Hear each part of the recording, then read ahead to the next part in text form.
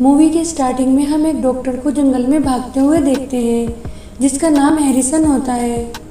उनके पीछे कुछ ट्रेन डॉग्स और गुंडे लगे हुए होते हैं जिनसे बचकर वे एक पहाड़ी पर चढ़ जाते हैं जहाँ उस पर एक डॉट गन से अटैक किया जाता है ताकि उसे बेहोश करके अपने साथ हेलीकॉप्टर में ले जा सके। वे उनसे बचने के लिए नीचे झरने में कूद जाता है। अब हम दूसरे सीन में आते हैं जहाँ पर डॉक्टर हैरिसन की वाइफ अपने शोहर की वजह से काफ़ी सैड होती है, साथ में उसका बेटा भी होता है। अब कहानी की शुरुआत 12 साल बाद होती है जहाँ डॉक्टर हैरिसन का बेटा एडम अपनी क्लास में सो रहा होता है। वहाँ कुछ नोटी क्लासमेट टोनी, डेल और ग्रेजिया उसको परेशान करते हैं। वे क्लास से बाहर आता है तो देखता है कि उसके पैर थोड़े बड़े होकर जूतों से बाहर आ रहे हैं। वे परेशान होकर टॉयलेट में चला जाता है और टॉयलेट पेपर से उनको छिपाता है। उसके साथ अजीब बात ये होने लगती है कि वे दूर खड़े लोगों की बातें भी सुन पा रहा था। तभी हम देखते हैं कि एमा नाम की लड़की उसको रोकने की कोशिश करती है। वे उससे फ्रेंडशिप करना चाहती है। वे जल्दी से दूसरे रूम में चला जाता है जहाँ टोनी फिर से उसे तंग करने आ जाता है। वे वापस घर आता है तो उसकी मॉम शेली उसके बड़े हेयर को कट करती है, लेकिन जब वे सुबह उठता है तो उसके हेयर फिर से इतने ही बड़े हो जाते हैं जितने वो पहले थे, जिन्हें वे अपनी मॉम से छिपाकर जल्दी से कट करता है। वे अपनी मॉम से छिपाने के लिए जल्दी से हेड ओढ़ लेता है। तब वे नीचे आता है तो उसकी मॉम उसे बताती है कि ये हेड उसके पापा का है। अब वे अपने पापा के बारे में सुनकर थोड़ा अपसेट हो जाता है क्योंकि उसकी मॉम ने उसे बताया था कि उसके पापा अब इस दुनिया में नहीं हैं, और वे आगे उन्हें बताती है कि उसके पापा बहुत ग्रेट इंसान थे। अब मूवी दूसरे सीन में शिफ्ट होती है जहाँ हम एक कंपनी को देखते हैं जिसका नाम हेयर को होता है और उसके ओनर का नाम ईस्टमैन होता है, जो बालों को नेचुरल उगाने के लिए तरह तरह के एक्सपेरिमेंट कराता है।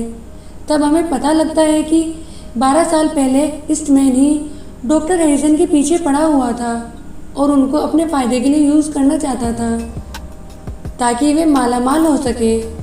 और अब भी डॉक्टर की उसको तलाश थी ताकि वे उनका डीएनए यूज़ कर सके। वे जानवरों के बालों से हेयर रिप्लेसमेंट कराता है ताकि जिन लोगों के बाल नहीं हैं उनको वे बाल उगा सके और उनसे मोटी रकम ले सके और उनकी कंपनी मालामाल हो जाए। पर वे कामयाब नहीं हो पाया था। दूसरे सीन में हम एडम के प्रिंसिपल को देखते हैं जो टोनी और उसके फ्रेंड्स को लड़ाई करने की वजह से सस्पेंड कर देते हैं। बाहर आकर टोनी एडम को फिर से धमकी देता है कि वे उसे छोड़ेगा नहीं। जैसे ही प्रिंसिपल के ऑफिस में एडम अपना बैग लेने जाता है तो प्रिंसिपल उसे भी सस्पेंड कर देते हैं। वे सोचते हैं कि लड़ाई में उसका भी हाथ है और वे उसको हेड उतारने के लिए कहते हैं। जैसे ही एडम हेड उतारता है तो वे देखता है कि उसके बाल फिर से उतने ही बड़े हो गए हैं जितने वो पहले थे। वे बहुत ज़्यादा हैरान हो जाता है। तब वे रास्ते में स्कूल से वापस घर जाने लगता है तो टोनी उसको अपने फ्रेंड्स के साथ फिर से तंग करने आ जाता है और उसके पापा की हेड उससे छीन लेता है, जिससे एडम को बहुत गुस्सा आता है और वह उससे हेड छीनने के लिए उसके पीछे भागता है। और तब टोनी उसके पीछे लग जाता है। वे उनसे बचने के लिए पार्क में छिप जाता है। तभी टोनी वहां आकर फाइट करने लगता है। एडम को गुस्सा आ जाता है।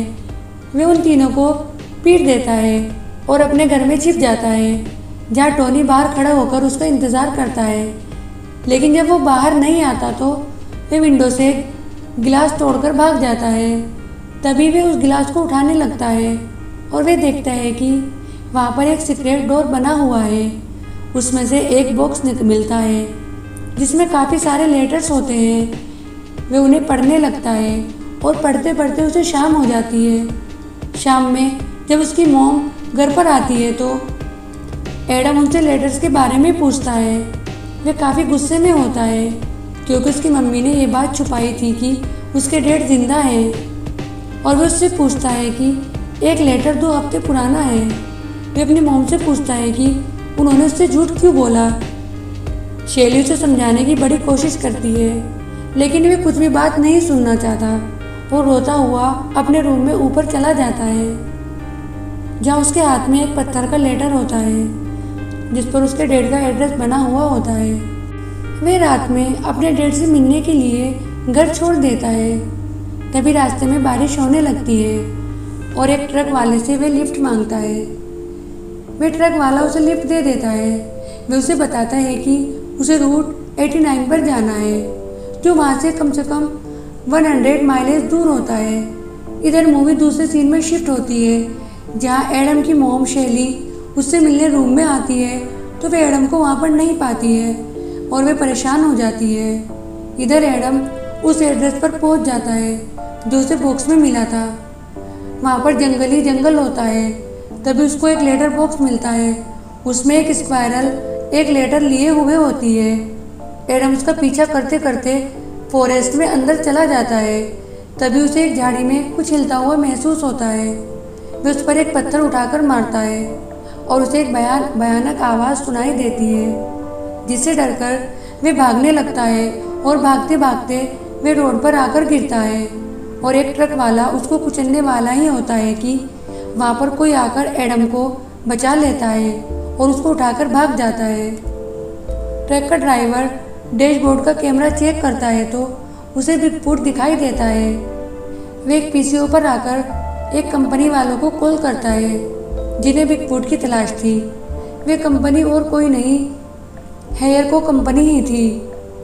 तभी सीन चेंज हो जाता है और डॉक्टर बिलिंग्सले ईस्टमैन को बिगफूट के बारे में बताते हैं। वे उसे बिगफूट की फ़ोटो दिखाते हैं जिसमें एडम भी होता है। ईस्टमैन के कुछ आदमी उस ट्रक ड्राइवर से मिलते हैं। तब वे उन्हें लेकर उसी जगह पर जाता है जहां उसने उनकी फ़ोटो ली थी। वहां से उन्हें एडम का बैग और उसकी शर्ट्स मिलती है, साथ में एडम के घर का एड्रेस भी मिलता है। अब हम देखते हैं कि ईस्टमैन के कुछ आदमी एडम के घर पर आते हैं और डोर का गिलास तोड़कर अंदर आ जाते हैं क्योंकि घर पर कोई होता नहीं है। तभी उनको कुछ लेटर्स मिलते हैं और हम शैली को देखते हैं जो अपनी कार में एडम को ढूंढने जा रही होती है। तभी हेयर को कंपनी के आदमी उसे भी पकड़ लेते हैं। अब दूसरे सीन में हम एडम को एक घोंसले में देखते हैं जो दरअसल बिगफूट का घर होता है और घोंसले की तरह ही लगता है। जैसे ही एडम की आँख खुलती है तो बिगफूट उसको देखता है। वे उसे बताता है कि वे उसके डैड है। पहले तो एडम ट्रस्ट नहीं करता, लेकिन बाद में जिम हैरिसन उसको काफ़ी प्रूफ दिखाता है जिसे एडम को मानना ही पड़ता है कि वे उसके डैड हैं। उसके बाद वो उससे कहता है कि वे उससे मिलने क्यों नहीं आए और उसे क्यों छोड़ दिया। तब जिम उसे बताता है कि हेयर को कंपनी उसे अपने मतलब के लिए यूज़ करना चाहती थी और उसकी मॉम और उसे प्रोटेक्ट करने के लिए वे जंगल में छिपकर रह रहा है ताकि उन्हें सेव कर सके। तब एडम उससे पूछता है क्या वे भी बिगफूट बन जाएगा। तब हैरिसन उसको बताता है कि उसके साथ ऐसा नहीं होगा क्योंकि उसकी उम्र में उसकी पूरी बॉडी पर बाल उगाते थे और उसे हर वीकेंड को शेव करनी पड़ती थी और वे उनसे अलग है। उसका डीएनए उनसे थोड़ा अलग है। उनका कहने का मतलब ये था। तब वे उसको एक सीक्रेट की बात बताता है कि वे किसी के भी बाउंड को ठीक कर सकता है, जैसे उसने उसकी टूटी हुई लेग को ठीक किया है। तब वे एडम को बाहर ले जाता है और उसे कॉन्सरेंट करना सिखाता है ताकि वे अपनी पावर को कंट्रोल करना सीख जाए। जैसे ही वे काफ़ी दूर की आवाज़ को महसूस कर सकता था, वे काफ़ी तेज़ दौड़ सकता था और लास्ट में वे उसे सिखाता है एनिमल से बातें करना भी। बिगफूट उसे अपने फ्रेंड ट्रैपर से मिलाता है और रंगून से भी मिलाता है। ये सब एडम को काफ़ी अच्छा लगने लगता है और वे दोनों जंगल में घूमने लगते हैं। तभी जिम उसको एक वेलवर से मिलाता है और एक स्पाइरल टीना तभी उसको बताती है कि जंगल में कुछ आदमी आए हुए हैं। विल्बर्स उनको डराकर भगा देता है। अब वे काफ़ी इंजॉय करते हैं। वे दोनों बातें करते हुए जंगल में घूमते हैं। जिम उसे बताता है कि 12 साल पहले वे अपने हेयर पर रिसर्च कर रहा था। तभी किसी तरह हेयर को कंपनी को उसके बारे में पता लग जाता है और वे उसे हायर करना चाहती है और उसके मना करने पर वे इसकी लैब को डिस्ट्रॉय कर देते हैं। तब से वे इस जंगल में छिपकर रह रहा है। जिम आगे बताता है कि वे अपनी फैमिली को सेव करने के लिए उनसे बिछड़ कर रह रहा है और अगर इस मैन को उसके बारे में पता लग जाए तो वे उसे जिंदा नहीं छोड़ेंगे और उसको कुछ पाने के लिए वे कुछ भी कर सकता है, इसीलिए वे वापस घर नहीं जा सकता। तभी हम मैडम की मोम को देखते हैं जिनको कुछ लोग ज़बरदस्ती इस मैन के पास लाते हैं जहाँ वे बिग फूट के बारे में जानना चाहता है, लेकिन शैली उन्हें कुछ भी नहीं बताना चाहती। वो ऐसे दिखाती है जैसे वो कुछ नहीं जानती। तब हम ट्रैप और रिचर्ड को देखते हैं जो उनकी जासूसी करते हैं और वे बिग फूट को आकर शैली के बारे में बताते हैं कि उसे इस मैन ने अगवा किया हुआ है। तभी उन्हें अपनी पावर से पता चलता है कि कुछ गार्ड्स उनके घर की तरफ आ रहे हैं जिनसे जिम परेशान हो जाता है।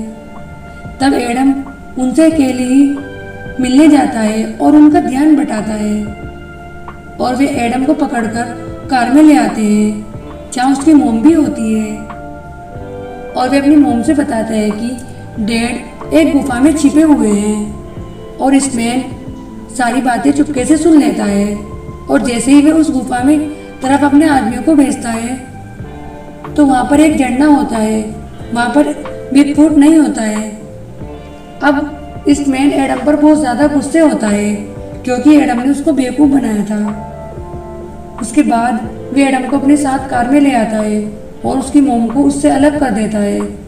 उसके बाद वे बिग फूट के बारे में पूछता है तो वे उसे कुछ भी नहीं बताता, जिससे गुस्सा होकर वे फॉरेस्ट में आग लगवा देता है और उसी आग में वे एडम की कार को भी धक्का देकर छोड़ देता है। एडम कार में धुएं की वजह से बेहोश हो जाता है। जैसे ही जिम उसे बचाने आता है तो इस मैन डॉट गन से उस पर अटैक करता है और वे बेहोश हो जाता है। तभी विल्बर एडम को बचा तो लेता है लेकिन वे जिम को नहीं बचा पाता और इस मैन उसको अपनी लैब में ले आता है। एडम उन सब से हेल्प के लिए बोलता है। पहले तो वे मना कर देते हैं लेकिन जब उनसे रिक्वेस्ट करता है सब एनिमल से तो उसको डैड को बचाने के लिए तैयार हो जाते हैं। इधर हम लैब में जिम को देखते हैं जहाँ डॉक्टर ब्लिंक्सले उसके बालों पर एक्सपेरिमेंट करना चाहता है लेकिन वे वहाँ से भागना चाहता है। तब इस मैन उसको धमकी देता है कि अगर वे उसकी बात नहीं मानेगा तो वे उसकी फैमिली को ख़त्म कर देगा। उसके बाद मजबूरी में जिम मान जाता है। अब हम देखते हैं कि डॉक्टर ब्लिंक्सले अपना एक्सपेरिमेंट एक आदमी पर करते हैं जिसके हेयर काफ़ी लंबे आ जाते हैं। इधर हम एडम और बाकी एनिमल्स को देखते हैं जो लेब की गाड़ी में छिपकर वहाँ जाने के लिए रेडी हो रहे होते हैं। वे किसी तरह लेब में पहुँच तो जाते हैं और वहाँ पर एडम वुडपेकर को सारे सीसीटीवी तोड़ने के लिए कहता है। वे किसी तरह ऑब्जर्वेशन रूम में आ जाते हैं। तभी वहाँ पर सिक्योरिटी गार्ड आ जाते हैं और एडम अपने डैड के रूम में होता है। सभी एनिमल्स गार्ड पर अटैक कर देते हैं और उनको मारकर भगा देते हैं। उसके बाद वहाँ पर और भी गार्ड्स आ जाते हैं और वे सभी एनिमल्स को पकड़ लेते हैं सिवाय विल्बर और टीना के। विल्बर एडम को बचाने की कोशिश करता है। एडम किसी तरह गार्ड के साथ फाइटिंग करते हुए ऊपर अपने डैड के रूम में जाने ही वाला होता है कि एक गार्ड उसे नीचे फेंकने वाला होता है। विल्बर उसे बचाने के लिए टीना को ऊपर फेंकता है जो टीजर गन से उस पर अटैक करती है। इधर guard Wilbur co dot gun से बेहोश कर देते हैं। एडम भागते हुए अपने डैड के पास जाता है और उन्हें चलने के लिए बोलता है लेकिन जिम धमकी की वजह से मना कर देता है। तभी इस मैन वहाँ आ जाता है और कहता है कि हम पार्टनर्स हैं और वे एडम के बाहर ले जाता है जहाँ बाहर जाते हुए एडम अपने पेट्स एनिमल को पिंजरे में बंद देखता है। उसे बहुत ज़्यादा दुख होता है और तभी उसके माइंड में एक आइडिया आता है। जैसे वे लोग एक रूम में आते हैं तो वे किसी तरह फायर अलार्म बजा देता है और अलार्म बजने की वजह से सारे रूम लॉक हो जाते हैं।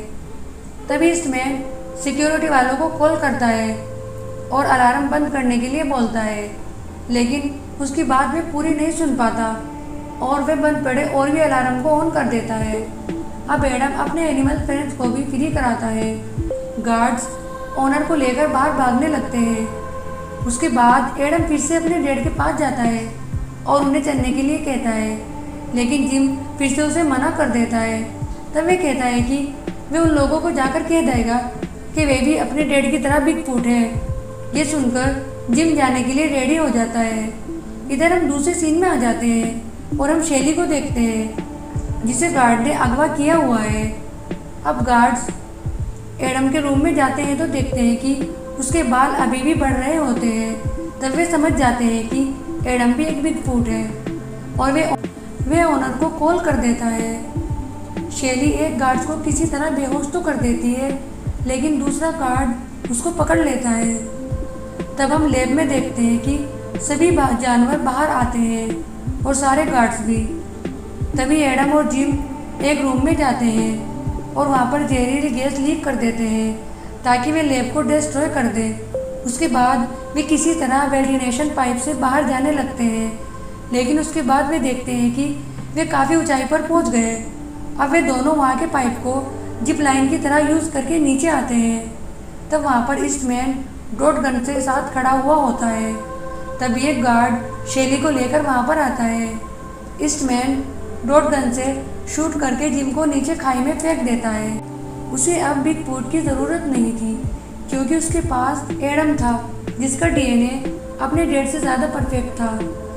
एडम गुस्से में आकर एक फ्लैश गन से फायर करता है जिससे लैब में आग लग जाती है। सारी लैब डिस्ट्रॉय हो जाती है। जिस ब्रिज पर ईस्टमैन खड़ा हुआ होता है वह भी गिरने लगता है और ईस्टमैन भी नीचे गिर जाता है। तब एडम किसी तरह अपने डैड को ढूंढ लेता है जिनकी कंडीशन काफ़ी सीरियस होती है। वह हीलिंग टच करके अपने डैड को सही कर देता है।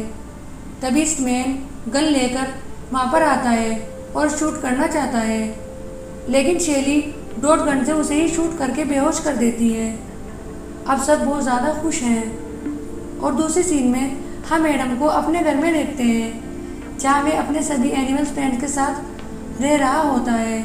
साथ में उसके डैड भी होते हैं जो लंच तैयार करते हैं। उसके बाद एडम स्कूल जाता है तो टोनी उसे फिर से तंग करने आ जाता है, लेकिन उसके एनिमल फ्रेंड उसको डराकर भगा देते हैं। अब वे दोनों खुश हैं और वे एमा के साथ बहुत खुश हैं। आपको मेरी एक्सप्लेनेशन कैसी लगी प्लीज़ मुझे कमेंट करके ज़रूर बताएं और अगर आपको अच्छी लगी तो मेरे चैनल को सब्सक्राइब ज़रूर करें।